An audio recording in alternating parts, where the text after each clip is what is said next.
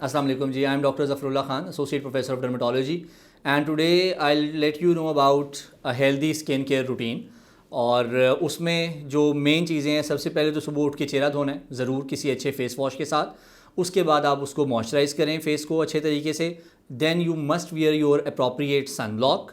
दोपहर के टाइम पे दोबारा से एक दफ़ा चेहरा धोएं and then reapply a good moisturiser with overlying sun block.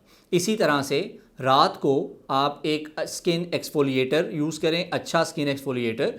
आप एक्सफोलिएट करें स्किन को, उसके बाद ड्राई करने के बाद उसके ऊपर फिर से अच्छा मॉइस्चराइज़र लगाएं and at the end of the day you can apply a very good anti ageing serum, जैसे कोई हाइलुरोनिक एसिड सीरम है, विटामिन सी सीरम है, रेटिनॉल सीरम है।